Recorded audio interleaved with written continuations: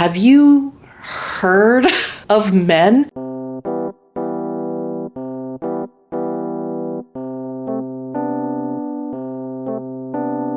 Hello everyone, and welcome back to my channel, Read, Share, Repeat, where we discuss books from the perspective of an aspiring fantasy author. Me, Carrie Share. And today is the start of another reading vlog. The last 2 weeks of reading vlogs have been all over the map. 2 weeks ago I was on vacation, and so I got a ton of reading done, 4 books and a couple of DNFs. And last week, by contrast, I finished 1 book and barely made it halfway through a second. So I can't promise you that this reading vlog is going to be up or down or even in the middle. I'm just doing my best here, okay? I am just a girl trying to go back to work while writing a book and raising 3 kids, okay? But I do have high hopes because I have been on such a reading high lately, not so much in volume, but in how much I am enjoying the books I've been reading. Yes, I had a couple of DNFs. The books I have been reading to completion, I've really been enjoying. So with that, let's get into the books I plan to read this week. First up, for my physical read, I will be continuing Assassin's Apprentice by Robin Hobb. This is the first book in her Farseer trilogy and the first book in the Realm of the Elderling universe. This is actually a reread for me. I read it back in like 2018 or 19 and really loved it. I gave it 5 stars, and I am not planning on changing that as I move through it. I am just over the 50% mark now. It is a little bit slow going. It is kind of dense and kind of a slower style paced book. Not to mention I'm annotating it. Like I said, I'm halfway through it. I read half of it last week, and I think I can probably get through the rest of it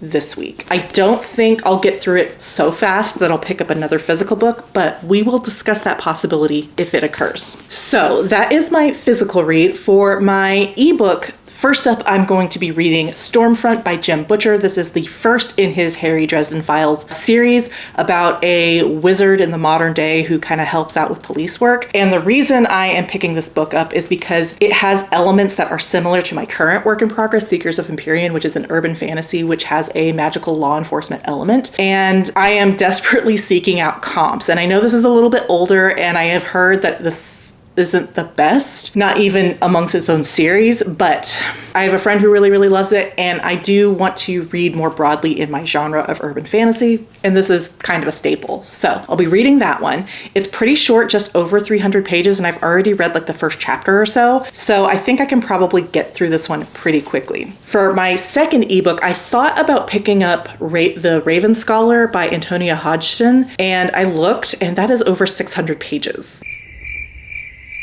So I'm going to save that for next week when I can focus on it, and instead I will be picking up The Beautiful Ones by Silvia Moreno Garcia, and I have heard nothing but excellent things about this book. It is a romantasy, sort of, in that it is very heavy romance and very light fantasy, kind of similar in the vein of Half a Soul by Olivia Atwater, which I read last year and did enjoy. I've even heard this one described as a novel of manners, which I like. So I am anticipating a really just easy, relaxing, cozy read with a little bit of fantasy and a lot of romance. And I think that could be right up my alley. Last week I read Emily Wilde's Map of the Otherlands, and it was a really good time for me. So I think between the hard-boiled detective fiction of Stormfront, this will be a nice palate cleanser. I'm also going to be continuing listening to The Blade Itself by Joe Abercrombie. I'm not going to go on about this one. You all know the drill. I'm trying my best, okay? I didn't listen to very much of it last week. I just didn't feel motivated, but that is not necessarily the book's fault. It is just I need to really feel like I can concentrate on an audiobook, and that rarely occurs because audiobooking is difficult for me. So I'll be listening to it on and off. I will do my best. That's all I can say. So those are the 4 books that I will be making progress in this week, and I will check in with you once I have an update in any of them. Hey y'all, just checking in for a quick reading update. It is now Monday evening, and earlier today I read the first about 25% of Stormfront by Jim Butcher. And I think I've mentioned a couple of times that the main reason I picked up this book was because it is an urban fantasy and has a magical law enforcement component. The main character, Harry Dresden, is a wizard, and like that is his job in the phone book, wizard, who kind of helps people, almost like a quasi-private detective. He helps people find things and answers questions about magical conundrums, I suppose, and occasionally helps out the police when there is a supernatural element to a crime, things of that nature. And like I said, I'm about 25%, about 80 pages in, and I'm not gonna lie, I think I've gotten what I needed to from this book. I think this book is not a good comp to the book I am writing, despite the urban fantasy, supernatural law enforcement components. It's very dated. The tone is not even close to the one I would like to strike. The magic systems are very different. There are vampires and other supernatural elements in the Harry Dresden universe. That's not something I'm looking at doing or introducing. And so I don't think this is a good comp, and I don't think it's worth putting myself through the rest of this book to confirm. Like I said, it's very dated. It was written in the early 2000s, and it's very white male fantasy. And the misogyny I had heard about in relation to at least this book, I don't know if it gets better later on, but at least in this book is pretty flagrant from very early on. I want to read you a quote that I flagged as big yikes. The main character, Harry, has been called to a crime scene in which these two people who had been having sex were interrupted by having their hearts explode out of their chests, and it's pretty obvious it's magical in nature.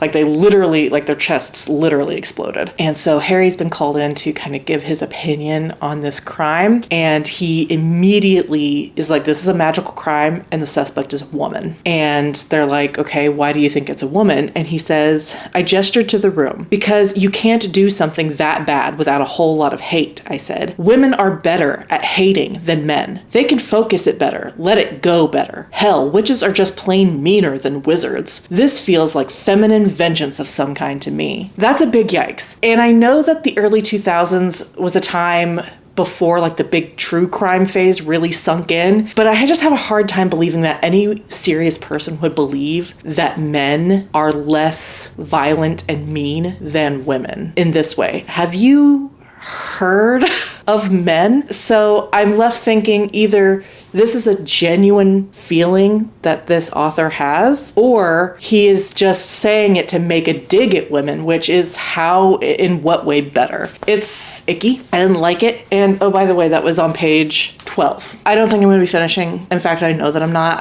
Like I said, I picked this book up purely for comparative purposes, and at 25%, I know that it's not really comparable. I mean, not that it would be anyway. I mean, you want your comps to be within the last 5 years, so this one wouldn't be a good comp anyway, but I just wanted to read more urban fantasy that focused on magical law enforcement and was in like a real world setting, which this also is. I just think that I probably could like this in another life, or if it was just a little bit more modern and it was a lot less misogynistic and like just had a different flavor of hero, I guess. Like this is described as a hard-boiled detective urban fantasy, and it's just like, that just seems like code to me for like misogynistic white men. So I'm not going to be finishing. I got what I needed out of it. I'm going to be DNFing and returning it to the library. I don't regret having read 80 pages. Like I said, I got what I needed out of it, but so long, Stormfront by Jen Butcher. So that means I will be then picking up The Beautiful Ones by Sylvia Moreno Garcia, and I will more than likely start that tomorrow, because tonight I'm going to lay in my nice comfy bed with my heating pad and my blanket and read some more Assassin's Apprentice. So I will check in with you probably tomorrow evening and let you know where I'm at with either one or both of those books. Hey y'all, I'm going to talk fast because I'm just getting gas and I have a really bad migraine and I'm late to work.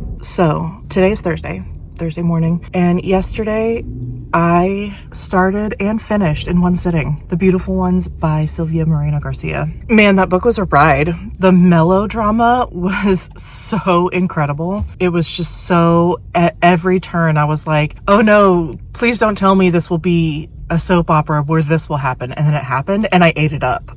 Like I would say, oh no, please don't. And then it would do it and I would love it anyway. It was so incredible and fun and enjoyable. And my only critique would be that I wish the romantic tension between the two love interests had been drawn out even further. I understand like the ending was done the way it was for maximum drama, and I'm not mad at it, but I do kind of wish that the last few chapters had also been full of the romantic tension as well, not just the other kind. But anyway, it's fine. Like I loved it.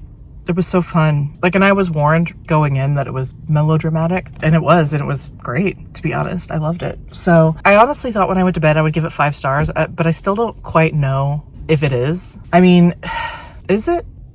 I think it is. Because I could see myself rereading this in moments where I just want something not quite cozy, but like just easy to read. Like I said, I read it in one sitting, so I know that I don't know.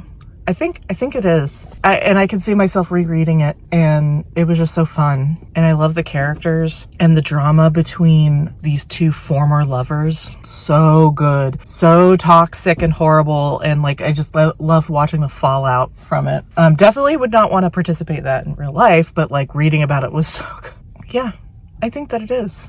I'm being super generous with these 5 stars lately. I don't know what's going on. So that is The Beautiful Ones by Sylvia Moreno Garcia. I loved it, which leaves me without an ebook to read for the next couple of days. So what I think I'm going to do is I'm going to leave The Raven Scholar for next week, and for now pick up another hopefully quick, short, very, very light fantasy romance with 10,000 Stitches by Olivia Atwater. I read Half a Soul last year. Thought it was good. I won't say fine. So I thought it was good, and it was a really nice palate cleanser. I read it after I DNF'd another book that left a really horrible taste in my mouth, and so Half a Soul was just cute and fun and light and easy and a nice like way to purge all of the negative juju I had from that other book. But I have heard that this fairy tale Regency romance series of hers kind of falls off after Half a Soul, so we'll see. But like I said, I just need something quick and easy to fill today and tomorrow. Unfortunately, I'm still slogging through Assassin's Apprentice. I hate to say it, but this next part of the book, it's where he is just now being tapped for training in the skill, and he's got this really horrible, mean, nasty trainer. This is my least favorite part when I read it the first time, and I'm getting into it and I'm like, oh right, that's this part.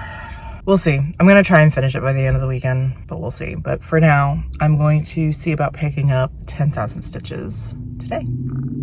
Hello everyone, it is now Sunday afternoon, and unfortunately on Friday I was not able to read 10,000 Stitches like I had kind of set out to do. It was just not a great day for reading. In fact, I don't think I read at all. But earlier today I did finally finish Assassin's Apprentice by Robin Hobb, and this was an interesting experience because I did set out to annotate it, and I don't know if you can tell, but I didn't annotate it nearly as much as some other books that I have read and enjoyed recently, despite this being a 5-star read from my past.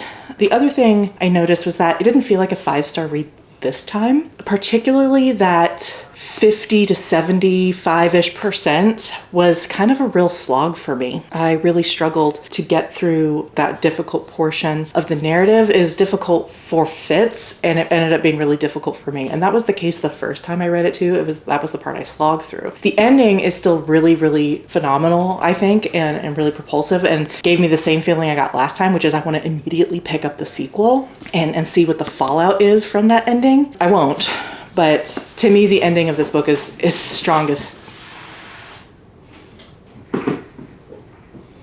suit. I did still get a little teary at the end with Nosy, even knowing what was coming. So there is still a lot to that I think is really, really strong about this book, but it didn't give me the same 5-star feelings, especially when compared to some of the other rereads I've had this year, which 201 have given me stronger feelings the second time around. This one felt a little bit weaker. And the other thing I noticed is that this book is so depressing, and maybe I didn't realize how depressing it was the first time I read it because I was also super depressed and it just felt like a normal state of being. But this book is so sad. At least that's the way I interpret it. Just Fitz is like, the circumstances of Fitz's life are just so sad in just myriad small ways that add up to just being like, it's so sad. I want so much goodness and happiness and light for him. But even though this is the first book of like, what is it, like a 16-book world, I can tell that there won't be the happiness and love and light that I want for him. And that just makes me sad. So yeah, this was interesting. If this was the first time I was reading it, I would probably give it a 4-star. I'm trying to decide if I want to bump down my ranking or average the two together from a 5 to a 4.5. The good thing is that I have finally put an end to the saga of trying to get back to this series. And now perhaps later this year, I can finally pick up the next one, which is Royal Assassin, which is even longer. Oh, good. Dare I? Oh my.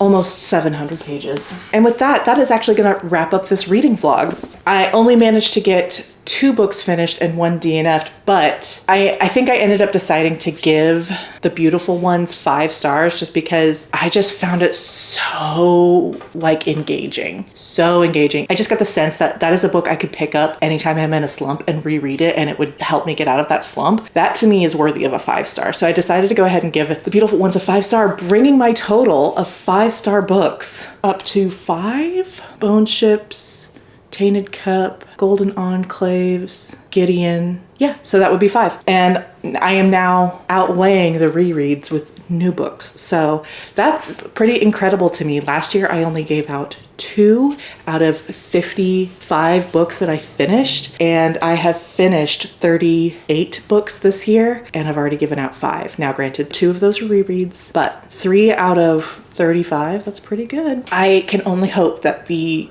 good vibrations continue in the rest of 2024. 2025, Jesus, I went back in time for a moment. So with that, thank you so much for watching. I so appreciate it. If you like my content and want to support the channel, please like and subscribe or consider leaving a comment down below. I don't think I have another video for you this week, but here in the next couple of weeks, I do plan on doing the mid-year freakout tag and of course my July TBR and my June reading wrap up. I hope you look forward to it and I will see you then. Bye.